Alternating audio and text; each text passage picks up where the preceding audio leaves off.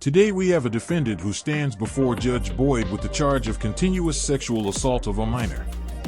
He should be facing 0 to 99 years, but he has an outstanding lawyer.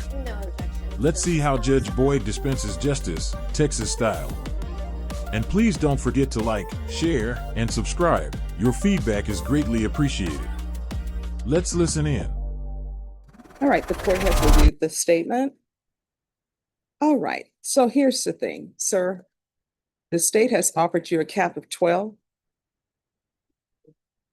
That's their offer.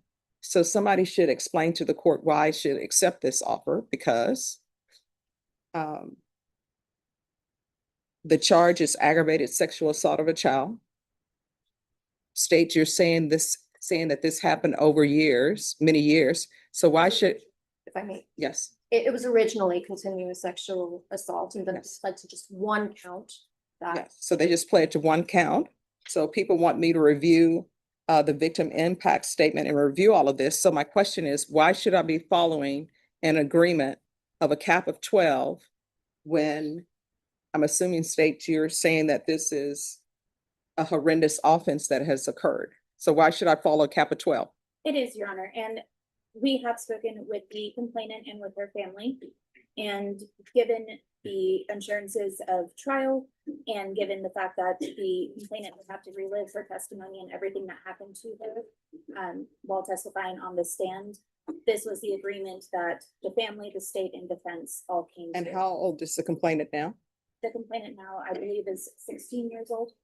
All right, because the victim impact statement that has been given to the court to review says that it appears that the complainant feels partially that this is her fault because you have other siblings or talking about they want their father back. So I've been handed something that it appears that the complainant is feeling the pressure that this is somehow her fault.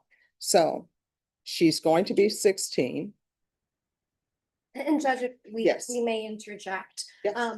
Regarding this plea, it involved multiple conversations, extensive review of the evidence. This court approved an investigator to assist in reviewing that evidence. And if you look at the report, indeed, it is voluminous. There are many allegations here, but there have been some that were demonstrated to be unsubstantiated, and that was also taken into account during negotiations.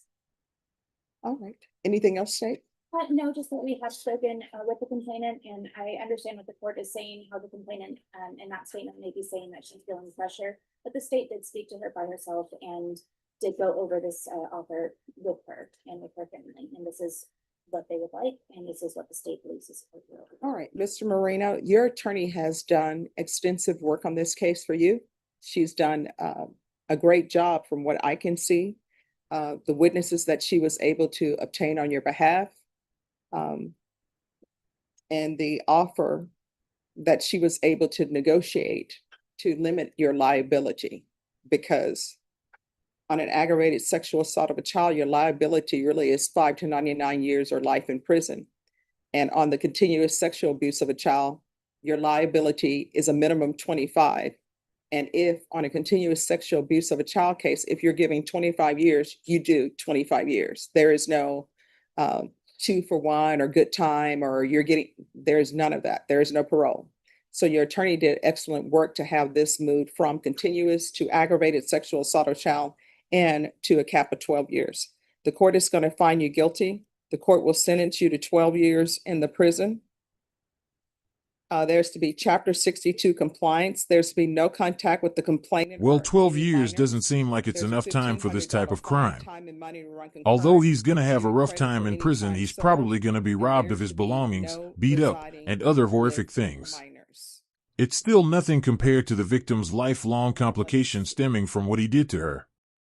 I believe 30 years or more would have been a more appropriate sentence. Let me know if you agree or disagree in the comments.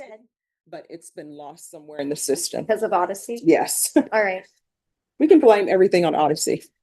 Would you need to do the certification first before he signs on to it? Or No, he needs to sign it first, and then I'll tell him what my ruling is on whether or not he can appeal. Okay,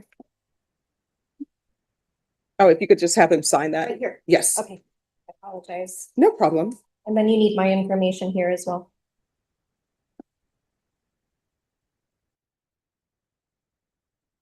Yes.